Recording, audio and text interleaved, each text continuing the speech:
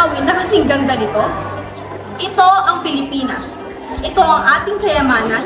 Ito ang ating pinagmulan. Ang pinagmulan ng ating pagkain at ng ating kabuhayan.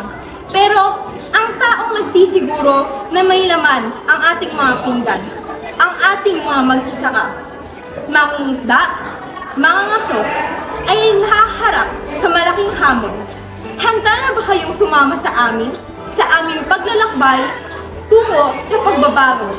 Samahan niyo kami sa aming ginhawa sa bukid, isang kampanya para sa pag-usbong ng ating agrikultura.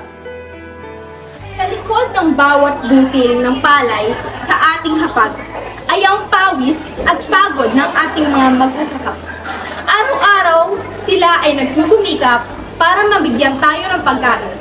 Pero ngayon, dinadaganan natin sila ng mga mabibigat na pasanin. Ang inflation, pagtaas ng presyo ng mga pangunahing pangailangan, lalo na ang pataba o fertilizer, ay nagpapahirap sa kanila. Sa taong 2025, ang inilaang budget ng Department of Agriculture para sa agrikultura ay umabot ng 218 billion piso.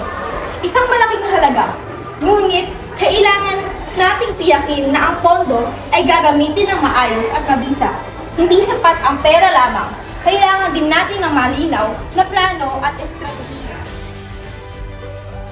Para sa kanila, ang pagtaas ng presyo ng pataba ay hindi lamang isang numero. Ito ay isang banta sa kanilang kabuhayan, sa kanilang kinabukasan, at sa kinabukasan ng kanilang pamilya. Ang kanilang kita ay hindi na sumasapat sa kanilang mga gastusin. At ang kanilang pagsisikap ay tila ba nauuwi sa wala. Pero hindi tayo dapat mawala ng pag-asa. Sama-sama, kaya natin baguhin ang sitwasyon ng ating mga magsasaka, bigyan sila ng ginhawa sa kanilang pagsusumikap. Narito ang mga solusyon para sa problemang ito. Una, kailangan natin suportahan ang mga programa ng pamahalaan na nagbibigay ng subsidiya sa mga magsasaka para mabawasan ang gastos sa pambili ng pataba. Ito ay magbibigay sa kanila ng kaunting ginhawa sa kanilang mga gastusin. Pangalawa, mahalagang hikayatin ang paggamit ng organikong pagsasaka at natural na mga paraan sa pagpapataba. Ito ay mas mura at mas maganda para sa kalikasan. Pangatlo, kailangan na mas malawak na pagsasanay at edukasyon sa mga magsasaka para sa mas epesyenteng paggamit ng mga resources at modernong teknolohiya sa pagsasaka. Ito ay magpapataas ng kanilang ani at kita. Sa Pilipinas, ang mga magsasaka ay nahaharap sa malubhang hamon sa pagkuha ng puhunan o kapital para sa kanilang mga operasyon sa pagsasaka.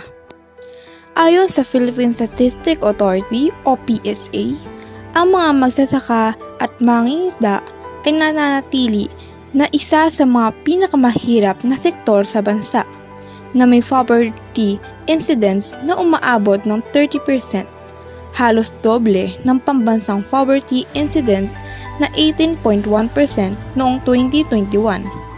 Sa katunayan, 20% ng mga magsasaka ang naguulat ng kakulangan sa puhunan para sa kanilang mga operasyon, habang ang average na kita ng mga magsasaka ay mas mababa sa minimum na sahod. Ang peste o ang salot ang isa sa mga pangunahing problema ng mga magsasaka sa Pilipinas. Ayon sa Department of Agriculture o DA, ang mga peste ay responsable sa pagkawala ng 10% up to 40% ng mga ani kada taon na nagdudulot ng labis na pagkalugi. Ang pagtaas ng presyo ng mga pestisidyo at pataba ay dulot ng maraming salik, kabilang ang pagtaas ng presyo ng langis, pagtaas ng demand, pagbabago ng klima at kakulangan sa supply. Ang mga magsasaka ay patuloy na nahihirapan sa pagtaas ng presyo ng mga pestisidyo at pataba.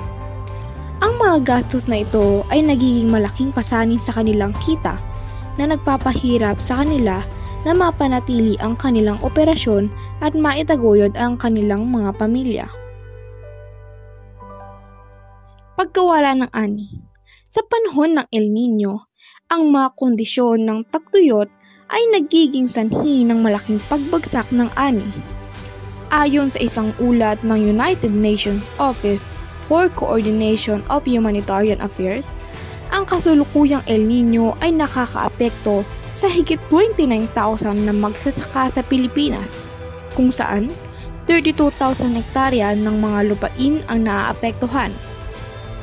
Ang 6,900 hektarya dito ay walang pagkakataon na makabawi.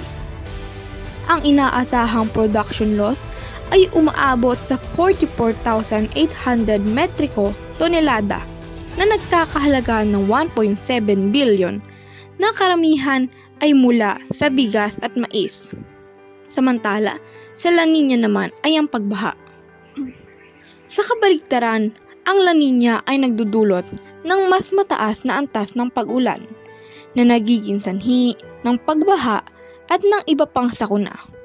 Ang mga epekto nito ay nag-iiba-iba depende sa rehiyon.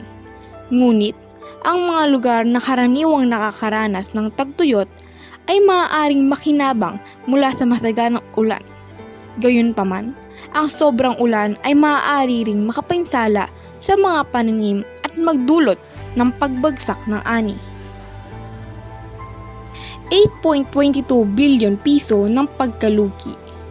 Ayon sa Philippine Institute for Development Studies, ang mga rice farmers ay nagkaroon ng kabuuang pagkalugi na 8.22 billion piso mula Abril hanggang Setyembre ng nakaraang taon.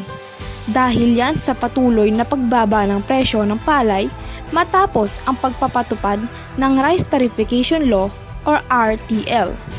Samantala, 34 billion naman na pagkalugi.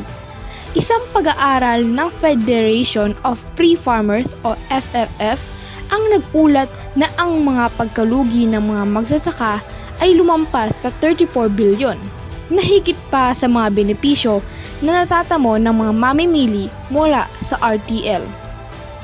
Mababang presyo ng palay. Ayon sa FFF, ang average na presyo ng palay ay bumagsak ng 20.14 piso kada kilo sa katapusan ng Disyembre taong 2018. Sa katapusan ng Disyembre taong 2018 hanggang 15.63 kada kilo sa parehong panahon noong 2019. Sa ilang mga kalawigan, ang presyo ay bumaba sa 7 hanggang 10 kada kilo.